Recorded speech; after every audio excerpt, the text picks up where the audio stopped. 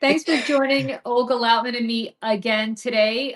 We keep saying that we're going to take a break, but there's so many crazy developments going on with Russia and Ukraine, and every day is a new adventure. So we decided to do another live right now, just to fill everybody in on what's going on and just to have a chat about it. Olga, I'm going to actually let you take the lead on this because I have been running around CNN all morning reading Democrats the Riot Act about not voting for this ridiculous continuing resolution, which I'm fearful they're going to cave on and vote for. In which case, I'm going to tell you to personally primary Chuck Schumer since you live in New York. I'm not doing it, but maybe you will. But let's focus on what's been happening while I've been doing that. Vladimir Putin had a press conference today and showed up yesterday in Kursk, which is part of which is occupied by the Ukrainians in Russia, wearing full camo, which I guess is like a middle finger to any peace treaty that Donald Trump wants to initiate. What do you make of all this? What's going on? Frankly, I mean, Putin put out mixed signals. First, he shows up yesterday in, military gear, which frankly hilarious, considering he, denied that there was even a war for it was a Right, special operation right. for the first 2 years, I believe people actually got arrested in Russia for saying the word war. So he clearly was sending a message, with that, to the US, basically giving a middle finger to the US. But today it's mixed signals. And frankly, to tell you the truth, I don't follow it hour by hour because I can tell you how it's going to end up. This ceasefire or whatever end of war is not going to happen because Trump wants to hand Ukraine to Russia. Ukrainians, if they wanted to hand themselves to Russia, they don't need Trump to do it. They could do it themselves. Um, Putin, before even the election last year, when the French were floating, sending peacekeeping troops into Ukraine, he said any foreign troops inside of Ukraine would be an act of war on Russia, not Russian occupied territories, but on Russia itself. right. Ukraine is not going to accept, even if there is a 30-day ceasefire and both sides agree, Ukraine is not going to accept um, not only handing away 20% territory, and for people who think it's just territory, there's a lot more. You have Ukrainians trapped in this territory who are being raped, who are being disappeared, who are living in fear for their life. So, I mean, this isn't just handing like 20% away of, a country, it's also handing the people and the children and their future away.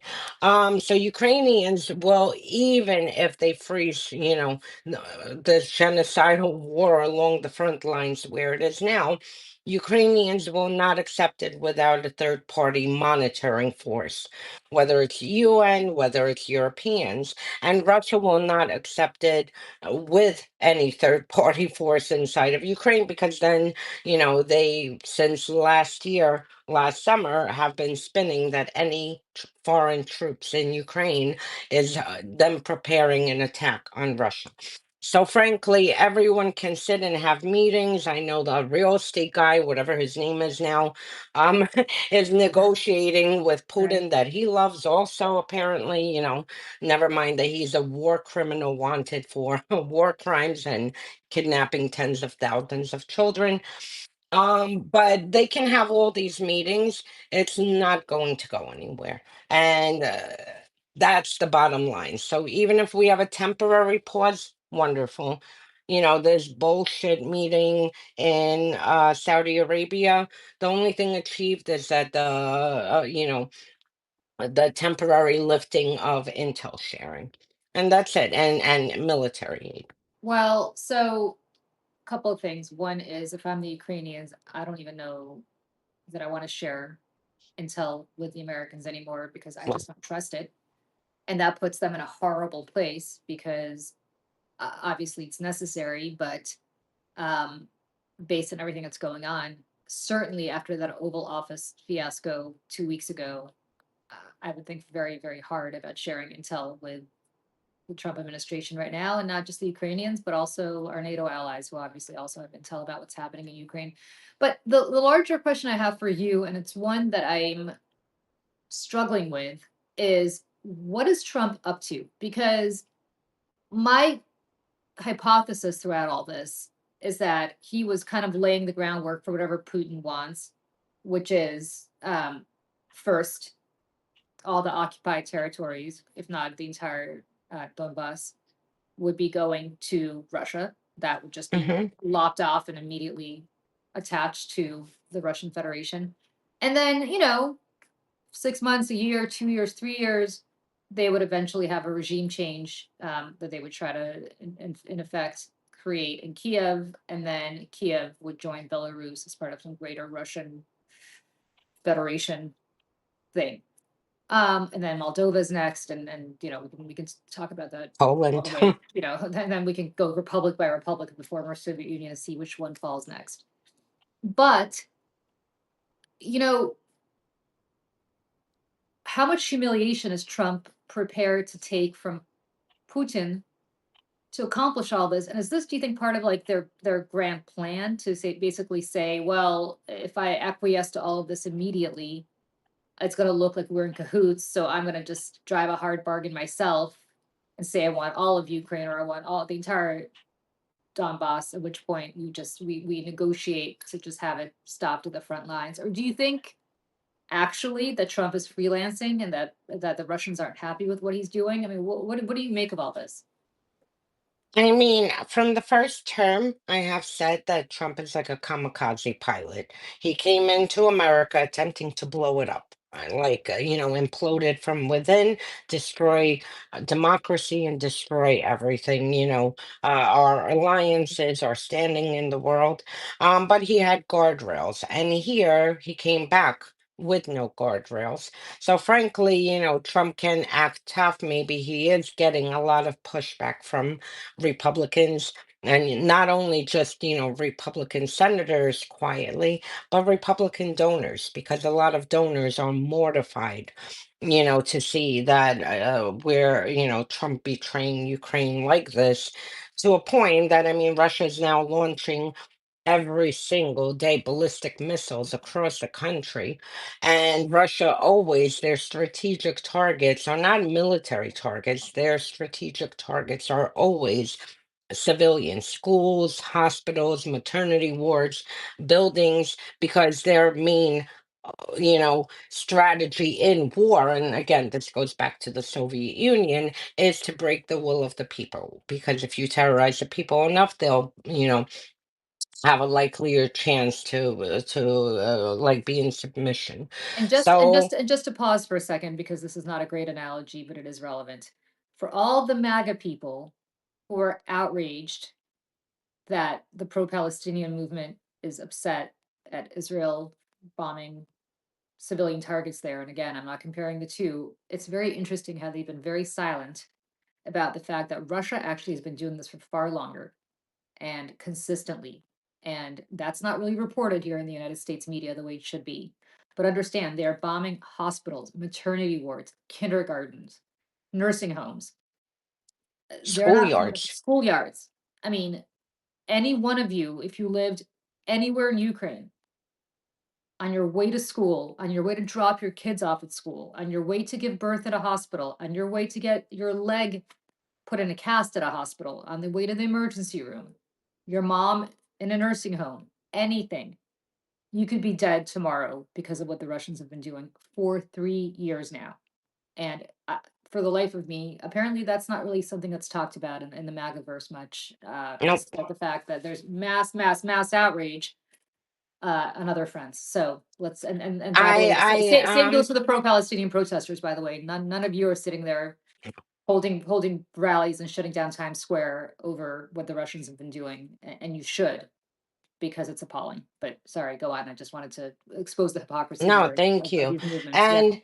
And I mean, every act of violence in October 7th is hideous. I mean, these are terrorist attacks, but Ukraine goes through an October 7th literally a few times a month. I Exactly. mean, this is something since 2014 when they took over Crimea. They set up concentration camps. They were kidnapping people. I mean, Russia has had concerts with beheaded Ukrainians' head on pipes. They've raped children and put it on Telegram channels. I mean, this is something that they do on a mass scale. So, it's unforgivable. It's not discussed enough.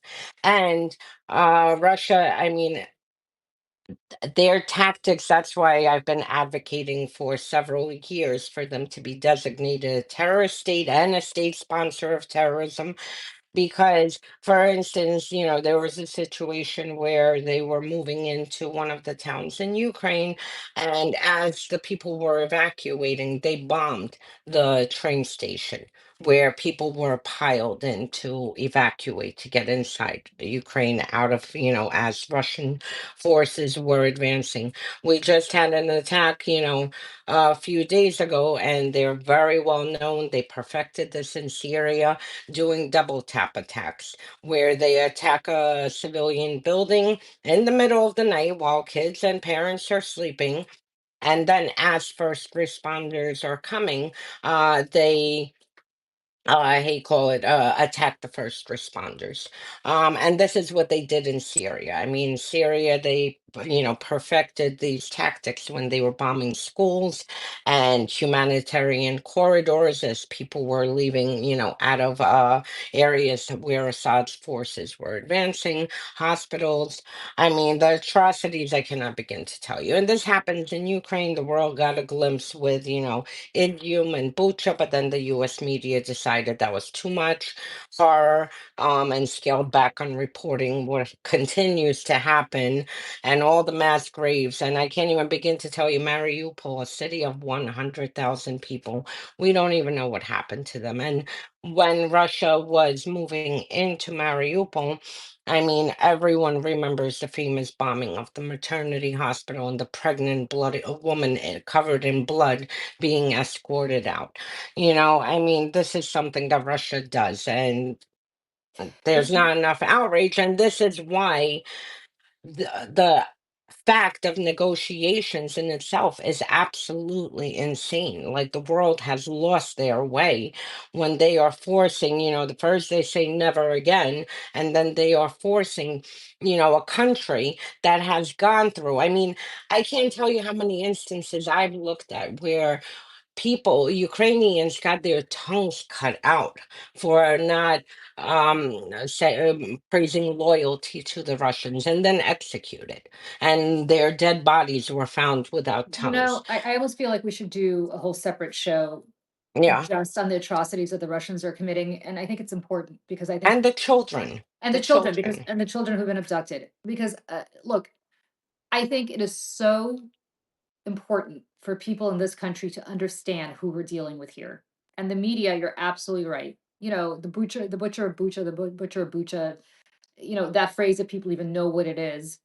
They don't really understand what the butchering was, what Bucha was, Mariupol exactly. But I want to also, look, uh, there is, and for people who follow World War II atrocities, there is a ravine that is now part of Kiev. At the time, was right outside Kiev, called Babia, and Babi Yar was a place where, when the Nazis finally got to Kiev, they took the Jewish population of Kiev and the surrounding areas, which prior to the Nazis was vast. The Jewish presence in Ukraine went back.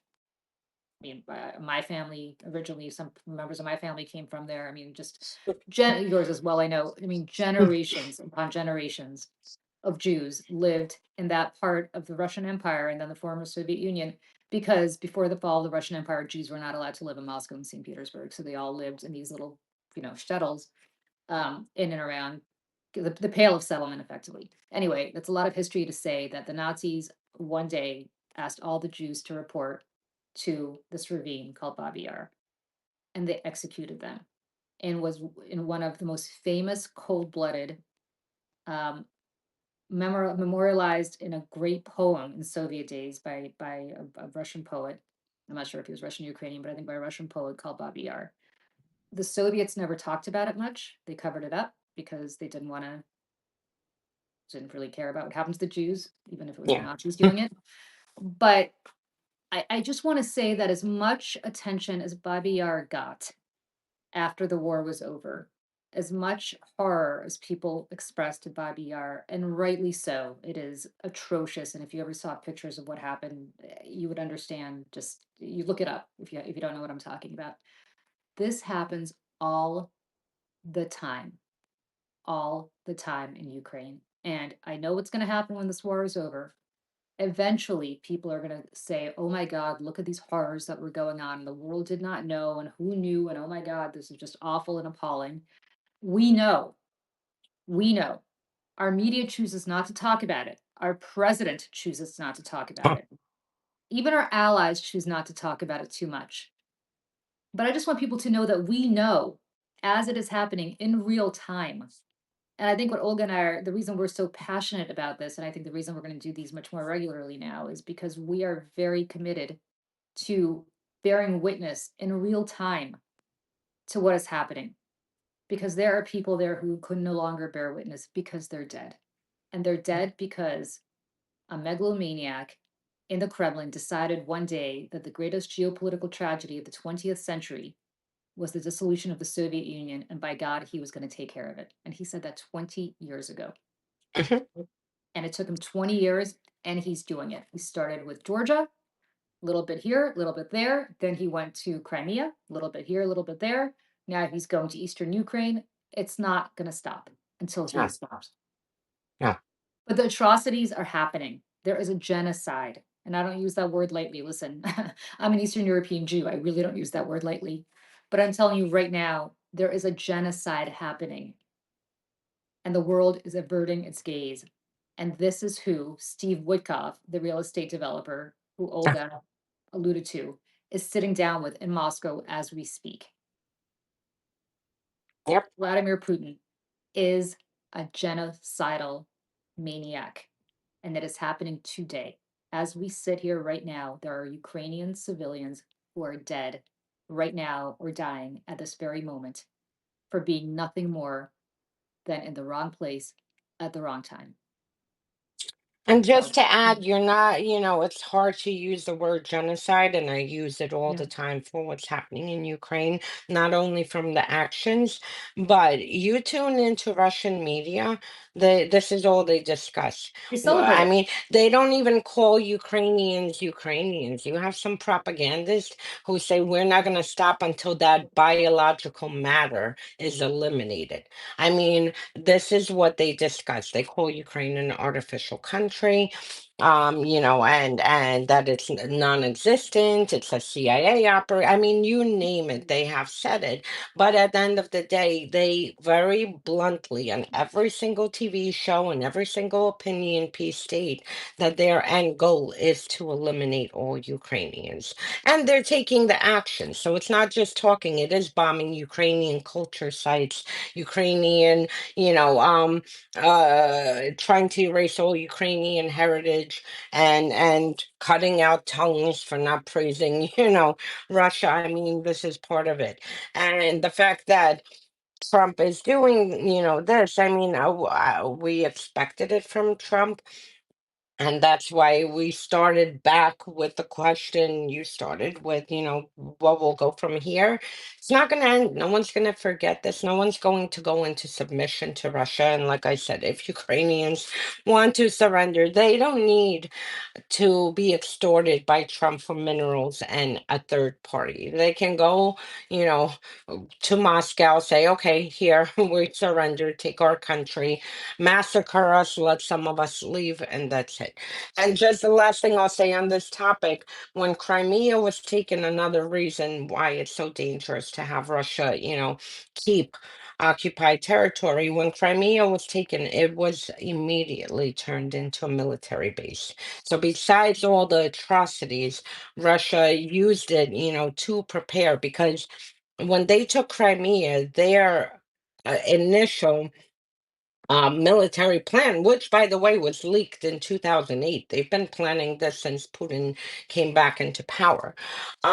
Their initial territorial theft that they wanted to carry out was in Odessa, in Mariupol, in Kharkiv. Um, so they already had this, but they were stopped in 2014 and managed to only seize Crimea and parts of Donbass. Um, then they turned it into a military base. They started moving Iskandar missiles in there, and Mhm. and Air Force and this and that. So if they keep now 20% without peacekeeping forces, this is why Ukrainians will never agree without having, a cover in the skies and peacekeeping forces, because then now they are just that much closer to the rest of, Western Ukraine, where they can turn that 20% into military base station, Russian military tanks, and other military equipment. So just end with that. And with Trump,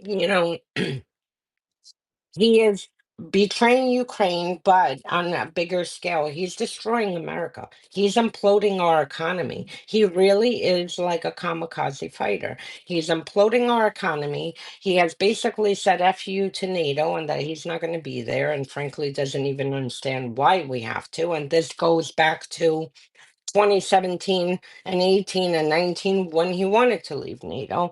He is, picking a fight with our neighbors, Canada, threatening to invade.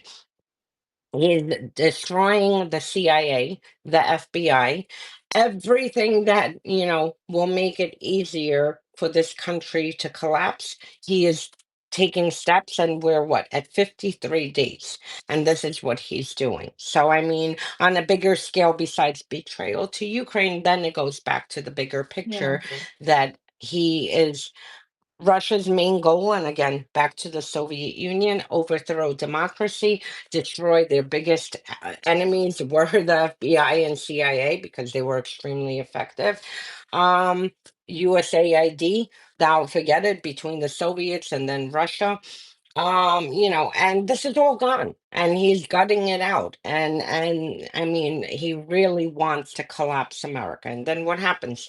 China and Russia are the superpower in the world. Yeah, and let's talk a little bit. We didn't have a chance to talk about this, but you and I were texting about this yesterday or the day before. I actually wrote a Substack newsletter about this, and I know you've been following this too, because this to me is like I kind of I put a picture in this newsletter of the Lusitania, which was sunk by Germans, a British warship, not a warship. I'm sorry, a British ship, just a normal passenger ship that was sunk by the Germans in the middle of World War One, excuse me. Uh, and that really is what brought the United States into World War One, because people were so outraged about the sinking of the Lusitania with all these American passengers who were on this British ship.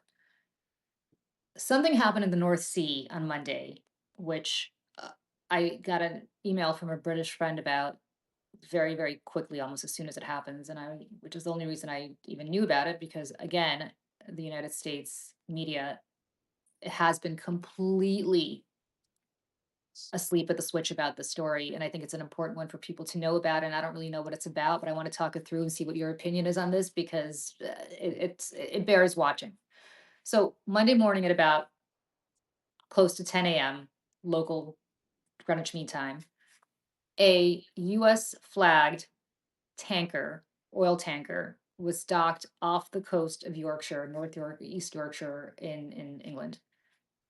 And uh, it was docked, which is very important to know. And it was broad daylight. It was foggy, but not that foggy. A Portuguese flagged ship named the Salong, which had left Scotland and was traveling through the North Sea, rammed into and exploded our tanker, which is only one of 10 ships that is designated, and this is important, only one of 10 ships that is designated by the Pentagon to carry military supplies to our armed forces abroad. And when it first happened, I was like, well, this is odd, because these kinds of accidents don't happen. Somebody who runs the port of East Grimsby said he thought that the Salon, this Portuguese flag ship, was on GPS. Um, and I guess I don't know what happened to the GPS, although we know that the Russians have a very good track record, especially in the Baltic, of jamming GPS and especially jamming airplanes that are flying over either Russian territory or Eastern NATO country territory, all over the Baltics, over Finland, over Sweden. So that we're watching, and I thought that was interesting because the Russians have had strange operations in the North Sea, and all of this is public. It's not like I have some intelligence information that I don't know about. I mean, this is literally all Googleable.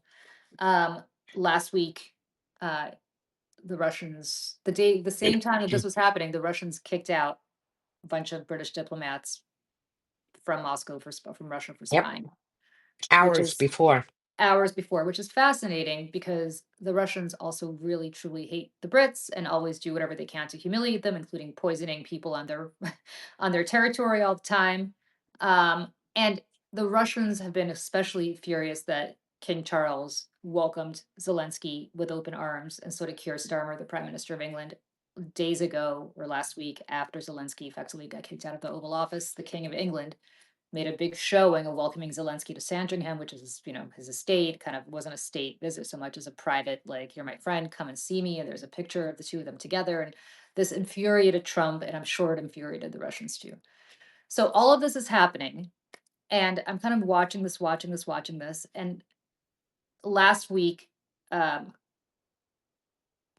British ships watched as a Russian ship was escorting a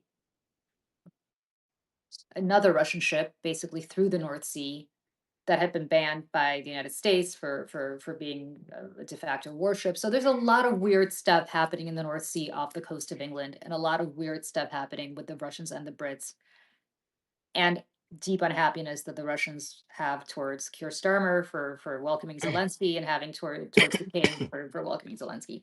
So that was weird to begin with, but everybody's like, oh, maybe you're reacting, maybe it was an accident. Maybe, I mean, accidents happen. I guess I don't know how somebody rams something in all the way.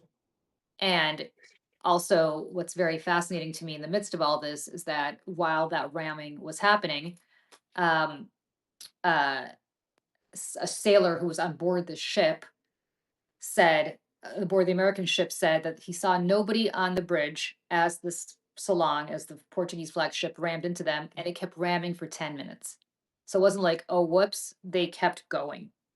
So put all this together, it's very suspicious. And then, lo and behold, yesterday, the German owners of this Portuguese flagship admitted that, yes, indeed, the captain of the ship was a Russian national, and so were a large number of the sailors on board that ship.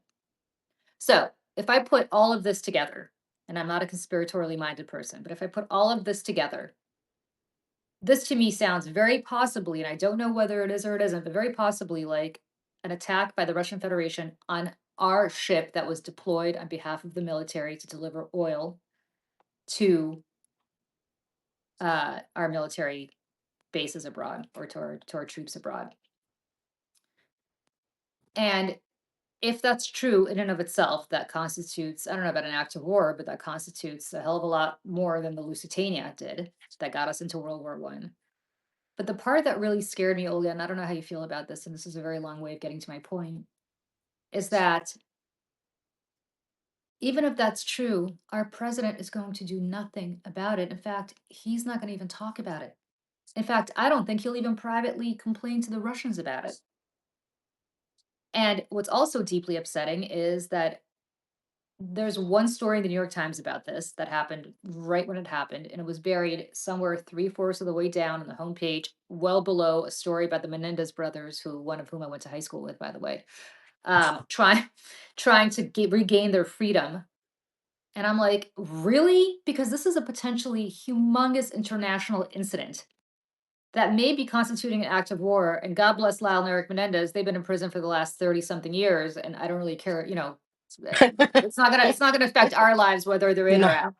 Yeah. So that's the paper of record here in the New York Times. And again, I have to keep saying this is why you and I do this all the time, because nobody else is talking about this shit. I don't understand it. But what's your thought on this whole thing that's going on in the North Sea? Because am I like going down rabbit holes here? Do you think this could potentially be an intelligence or just a military operation against us and against the British, or what are your thoughts? I monitor Russia's sabotage and terrorist operations Right. across Europe. I can't begin to tell you how many it's been. I mean, it's significantly increased since 2022. Um, but I mean, it's happened before between Baltic cables being cut, Mm. between telecommunication structures being taken out in Finland, between terrorist attacks and sabotage and arson attacks on French train stations, cyber attacks on German and French and British airports and infrastructure. Um, Telegram, Russian intelligence has been using Telegram to hire local saboteurs to carry out terrorist Mm. attacks and arson attacks, destabilization operations across every single country in Europe. Assassinations is another one, and they're even hiring people now.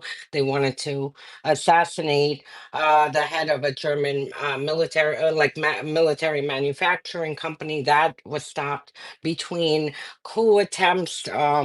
They were planning, to violently overthrow and the German government and the Moldovan government.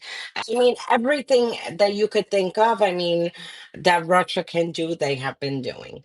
Um, Also, they've been jamming, how you call it, GPS signals across all of the Baltics, by Norway, Finland. Basically, we're waiting any day.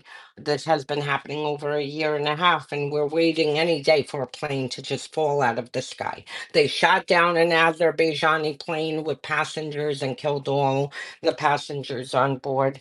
So, I mean, this would absolutely add to what they have been doing. I mean, plus also what I forgot to mention, they're sending drones um to like all these mysterious drones, which I guarantee you is Russia, flying over US military bases in Europe, in UK, across all sensitive sites across Europe. And then you have, of course, the propagandists who literally once in a while play a video of how a nuclear weapon is dropping on Britain because, they hate the Brits. So, I mean, this absolutely would fall into their operations. The fact that it's a Russian member, a captain. Like literally, my first thought, did Russia do this? And We even knew that there was a Russian captain, you and I had this discussion, and we are like, wait a yes, yeah. second. My first Yeah. thought, I saw this, and Yep. unfortunately, it's horrible. But whenever there's some kind of attack or cyber attack or something happening in Europe, my first thought is Russia behind this. And 9 out of 10 times, it is Russia who is behind it. And then, sure enough, yesterday we found out that the captain is Russian with some board members. They did arrest the captain, the Brits, and right now he's charged for negligence and manslaughter. But I'm sure they're going to be doing a good thing to whatever to But interrogation to find but out. yeah, yeah, I don't mean to interrupt you, but you mentioned just a whole bunch of things that Russia's done, whether it's the planes over Oh, and over. can I add one more Yes. thing and then get and just for people, who don't know all the sensitivities around Hamas and October 7th, Russia has been carrying out operations to not only incite protest into violence, but they're also running around and people were arrested who were working for Russia to paint swastikas across Yeah. France and whatnot. So I mean anything and everything that they could do from actually blowing shit up to killing people to painting swastikas or whatever they're doing. But all of that, while egregious and terrible, is taking place elsewhere. Now we're at a point, at a very It's interesting, American. where it's an American ship that is deployed Hmm. on behalf of the American military, delivering supplies to Yep. American troops abroad. And not to mention that this has created a massive environmental problem in the North Sea because there's a ton of oil that's been spilled. There was some talk And potentially fire and about cyanide being on board the Portuguese ship, which would be a real coincidence that a ship full of cyanide that if it makes contact with water becomes highly toxic to anybody who inhales it is ramming into a ship with oil that, of course, explodes immediately upon impact. So, of all the accidents in all the world, this is the worst kind you can think of. So, the difference here is that this is the United States. Yep. And it came at a time when Trump is pushing this plan, and this goes back to my original question when we first started. Trump is pushing this plan that Putin either does not like for real or is pretending not to like in order to get more concessions. And it's he's in cahoots with Trump. I don't really know what the backstory there is, but whatever it is, it is. Suddenly, we are now attacking the United States. Potentially, they're attacking the United States through this U.S. flagship. Only one of 10, I keep saying this, only one of 10 in our arsenal that is able to perform this kind of work. And now it's out of commission. So now I guess we have 9 left. You know, if I'm Pete Hegseth, well, I shouldn't say if I'm Pete Hegseth because Pete Hegseth is a unique animal, but if I'm not an animal, a unique human being, I don't mean to call him an animal, but if I'm, Animals are if kind. yeah, if I'm, yeah, if I am, uh, any Secretary of Defense, I mean, I'm raising massive alarms about this. If I'm Tulsi Gabbard, the Director of National Intelligence, or any Director of National Intelligence, but look who we're talking about here, you guys. This is why I kept saying, and I'm sure you kept saying, Olga, and we kept ringing the alarm here as to why these are not the right people for this. Because any Director of National Intelligence, the first one, Tom Ridge, a Republican, this is not even a partisan thing under George Bush. Do you think he wouldn't be going nuts over this?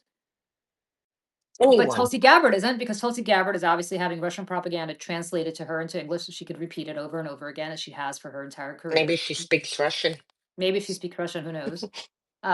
If I ever run into her, I'll say something in Russian to see if she flinches. Exactly. Trick Pete her. Hegseth, who, I don't even know. As I said to you last time, I know Pete. I worked with Pete at Fox. Like, Pete's not going to stand up. He's just not. Um, who the hell? I mean, we have Mike Waltz. Is he going to stand up? No. No, But are we even looking into this? And if the no. British are looking into this, which of course the British are obviously looking into this and having the same conversation, and they clearly know a lot more than you and I know. And if you're MI5 or MI6 and you take this to your counterpart in the United States and you say, put this in the president's daily brief.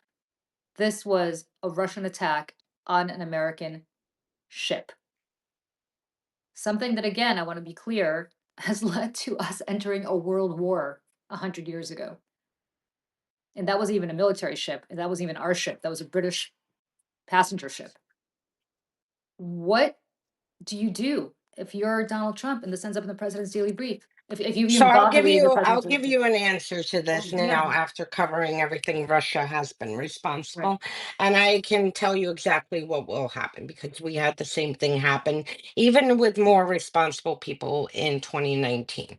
So Trump will ignore it if our media wakes up and actually sees that this is a real international incident and starts digging into it and ask him, he'll call it fake news. You know how I know?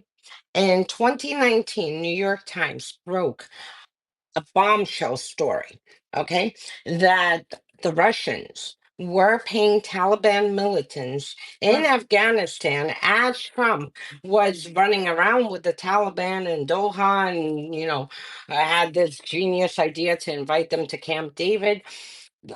The New York Times broke the story that the GRU, which is Russia's military intelligence, which is responsible for a lot of the assassinations across the globe, that they were paying Afghan militants money to kill U.S. military members. There were several attacks that happened from 2015 to 2019 when this story was reported, where American service members were killed. Um, at that time, it was a huge bombshell. I mean, this should have been enough not only to derail the absurd, talks with Taliban, empty out, the jail cells of letting more militants out, um, and basically have him say something about Russia. I mean, this is American military being killed by Russia. When he was asked, he said this is fake news. It was then reported that when he spoke with his counterpart boss, Putin, he didn't even bother bringing it up because he didn't think it was important. This is American military. I mean, Russia is killing American military, and the president of the United States, who is the commander in chief, doesn't find it important to ask, is this real? We have this intelligence. He ignored it. Interestingly enough, in November or December of last year, the Insider, which you know is the Russian, opposition investigative site, they followed up on the story. They obtained, including Christo Grozdev, who Russia, wants to kill and has had several assassination plans, including people being tried right now for attempting to kill him, and Roman, who runs the Insider.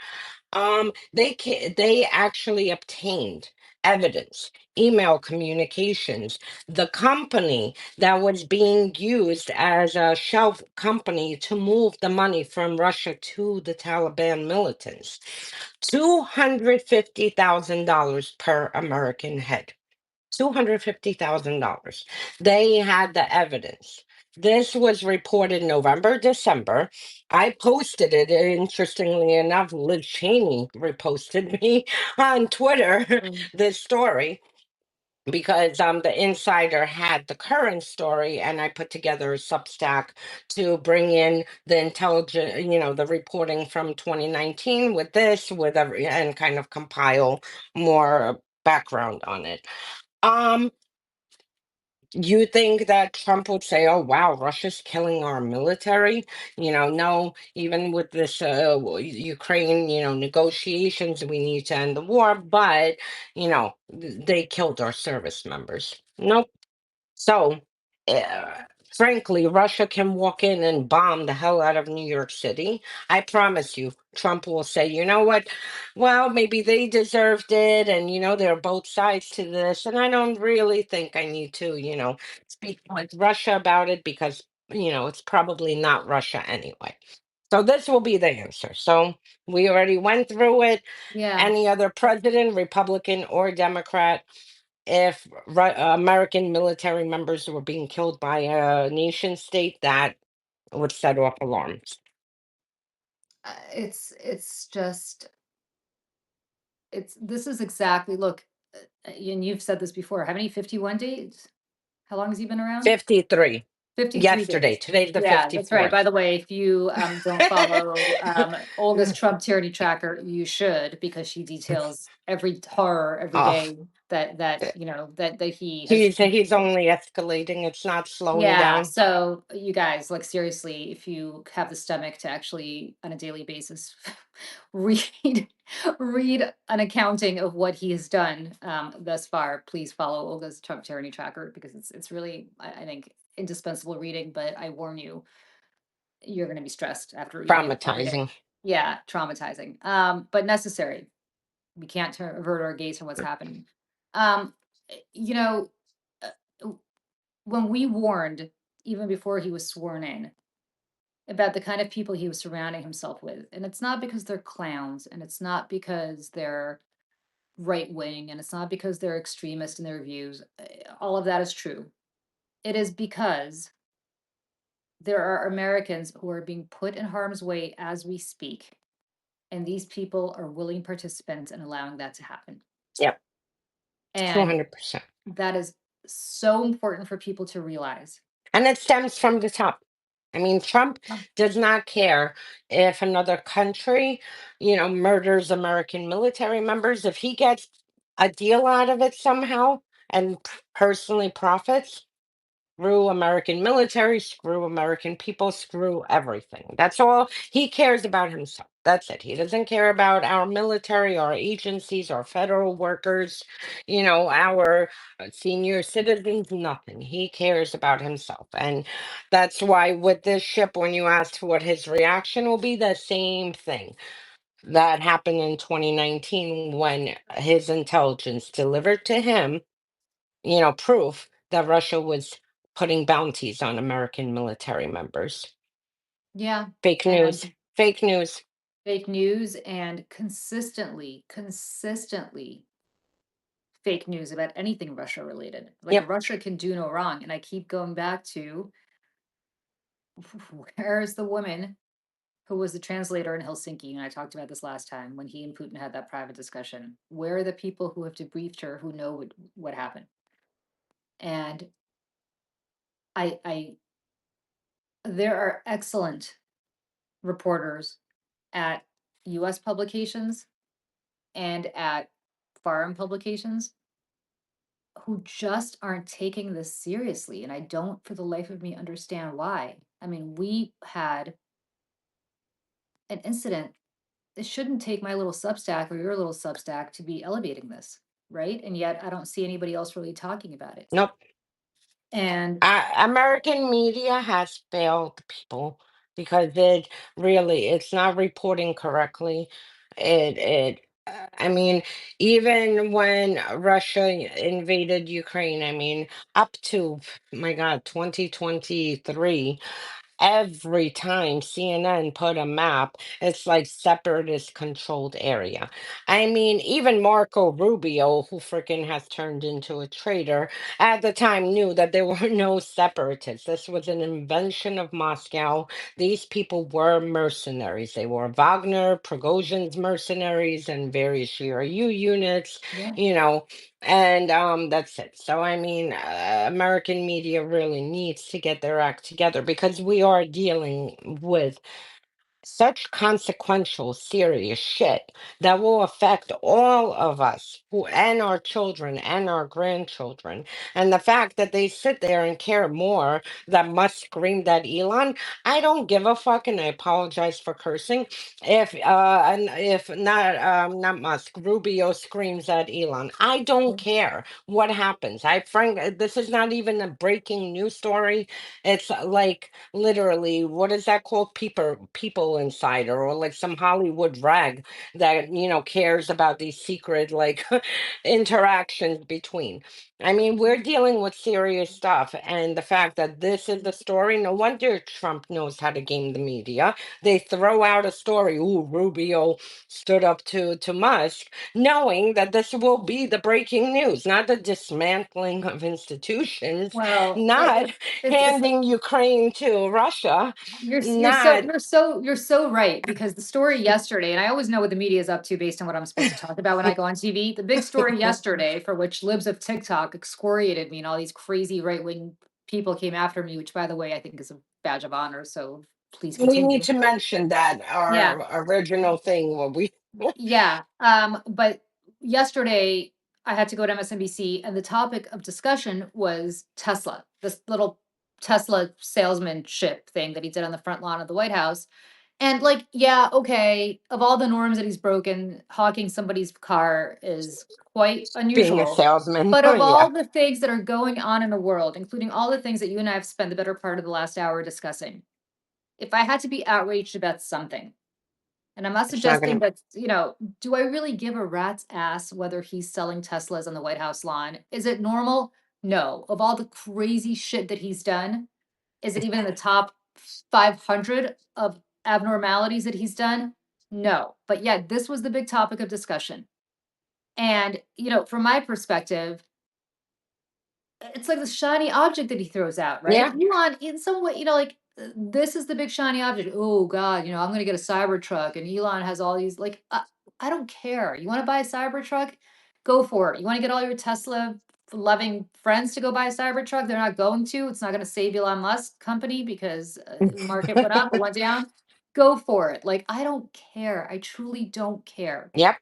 What I care And that's about what is they do. that's what That's they what they. do. And the media just laps it up because all of the stuff that we're talking about is either A, too complicated to sift through in a very short span of time between commercial breaks, or it's so crazy horrific that it's like they don't even want to go down that road because if they start going down that road, they can't stop. And the reality is their larger business interests will be affected by it because all of them are owned by larger conglomerates, except for the New York Times. We only need to see what happened to the wonderful Washington Post to understand how much these oligarchs are basically taking over our media. Yep. Um, But it's easy to talk about Elon, right? Because it's kind of like a joke, like, ha ha, look at him with the Cybertruck. I don't get like we potentially and look, again, we don't know. We don't know what happened in the North Sea on Monday. But if it walks like a duck and it talks like a duck and it quacks like a duck, maybe it's a duck. We should at least be Yep. talking about whether it's a duck. And nobody's talking about it. Nobody is talking about it. And uh, what And the hell? CNN has a London bureau.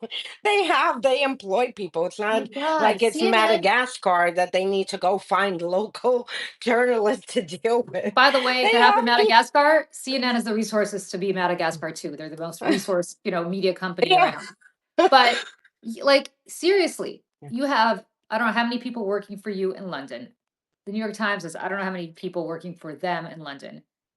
And like I have to go to the Daily Mirror and the Sun to find out what's happening. CBS, to CBS's credit, CBS online at least, not CBS News, but CBS News online was on it. But like, is nobody asking questions? Are senators not asking questions? I don't know who the ranking member of the Senate Intelligence Committee is. Maybe you do, but is that guy not asking questions? Is Do that they person? exist? Yeah, I mean, Susan Collins, I believe, is the chair of the Senate Intelligence Committee. I may be She'll be wrong. concerned. She'll be It's okay. concerned. She'll be very concerned if she even knows about this. But Yeah. these are all questions that deserve to be asked because it's it's starting to. I mean, if we can't have our ships delivering vital supplies to our military in the field because we have to be worried that our best friends, the Russians, because let's face it, we're on the side of them now, Hmm. are doing this to us, then maybe the second question to be asked is should we really be friends with these kinds of people? And why are we? Why? And the answer is uh, Trump, not he me, because loves them. everybody's focusing on Tesla. Everybody's focusing on Elon Musk doing his little Tesla presentation. 100%. And then you have the problem with the mainstream media that, you know, doesn't focus on all the important stuff happening.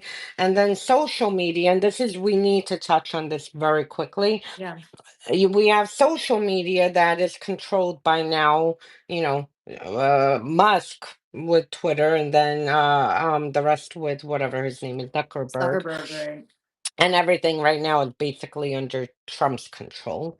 Um, and then, with all the atrocities happening, it's interesting enough. So in Russia, it was reported um, that, before this real estate guy arrived, I think today he arrived, Woodcock, that right? earlier this week that you had, and you know him, Napolitano, That's what I right? don't get. Okay, so I know Andrew Napolitano really well. Okay. So tell me the story because this actually is very disturbing And to me. that guy, I forgot his name, Maro Naufo or something on, he's a huge influencer that Musk is like this with on Okay, Twitter and constantly promotes him. He has millions of followers.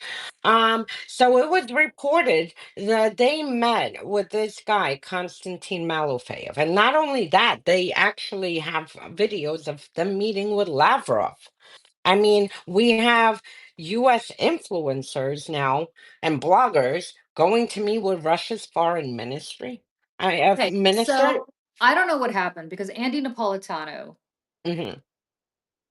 when I knew him, and I haven't spoken to him in a few years, is a libertarian, but by no means, and a by the way, a very very deeply devout Catholic. So put all that together, the Russians are not his cup of tea, and I've had this conversation with him, and the Russians certainly were not his cup of tea. He was not a Tucker Carlson kind of guy. So I don't understand. Hey, Judge, if you're by any chance watching or getting wind of this conversation, call me because I don't know what the hell you're doing. Or I'll call you, I guess, to find out what the hell you're doing. In fact, I will call you to find out what the hell you're doing. Yes, please. But We have a but what follow the up hell? on this. What was he doing? What they're just having a So, conversation with him okay, to go about what? and we need to do a deeper show on this, but I'll Right. get, just give a little background. There is a man named Konstantin Malofeyev. He is a billionaire who sponsors the Orthodox churches. For anyone who doesn't know, Russia's Orthodox churches are basically an arm of Russia's intelligence services. It was like this under, since Stalin rehabilitated, it was actually like this under the Tsars. And it's like this, forever. Um, They're not freedom fighters fighting on behalf of religious liberty. Let's put it that way. But No, go no, on. no, Sorry. Yeah. no. Every single Orthodox church is running operations. I actually joked the one here in New York is probably has like a torture chamber in the basement that that grabbed Russian dissidents that they are not pleased with. But the Russian Orthodox churches across the globe are meant they're friends for Russian intelligence. They carry out, first of all, move SVR agents, which is Russia's foreign intelligence service, and Russia's military agents. They carry out destabilizing operations, have worked very closely with Wagner and Prigozhin. They interfere in elections, set off protests. I mean, everything that you could imagine that, Russia's intelligence service does. And then they put a pretty little church, and this is where they pile up and that's it. So it's a front for that. Now, in Europe, they have used these Orthodox churches for everything that I've said. And Konstantin Malofeyev is extremely involved with this. I mean, he's known as like the Orthodox billionaire because Right. this is his section to focus on. Now, the reason I say, this is extremely important is Konstantin Malofeyev and another guy, Yakunin, which we'll do a deeper dive into this. They have run for the past over a decade an operation through the Orthodox Church in France, in Germany, across the Baltics, everywhere. Like every single country in Europe has been touched. And what they've done is use the Orthodox Church on top of setting up NGOs. And they set up these think tanks, and then that's how they run malign influence operations, and compromise and basically co-opt politicians, former defense ministers, government officials, and anyone who's a who's who can help destabilize the country internally and assist Russia with its strategic goals. So they've been doing this for over a decade. I mean, I pretty much mapped out a lot of them because after Crimea was seized, Russia needed to say, have their bullshit referendum. And they brought a lot of Europeans and Americans to, monitor elections, which weren't elections. It was basically like, here's a gun, this is what you're voting for, and that's it. But they brought these people who said that the elections went smoothly, that Crimea wanted to join Russia, which was completely a lie. And then when they went back to their respective countries, they used their influence. Either, for instance, in France, this guy Thierry Mariani, with the French parliamentarian, he attempted to lift sanctions on Russia and carried out all their operations in France, from protests to everything that you could imagine. Right. So they used their, positions when they went back to their countries to continue destabilizing the countries and then carry out Russia's strategic goals, other strategic goals. So this is who Konstantin Malofeyev is. He, the U.S. is asleep on a lot. He was one of the first people to be sanctioned when Crimea was seized because he organized a lot of it. So this Orthodox king put together units of military, the little green men, on top of sending in logistics and supplies in order to seize government buildings in Crimea and parts of Donbass.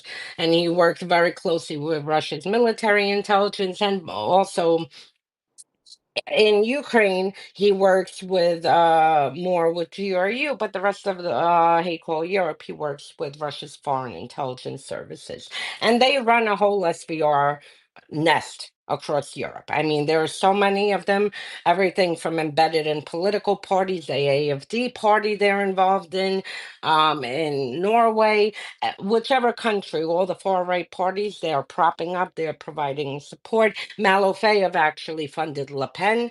And in the United States, Malofeyev was connected to this guy, Charles Bausman, who came to US, he's an American. He came to US around 2014 after living in Russia for a few decades.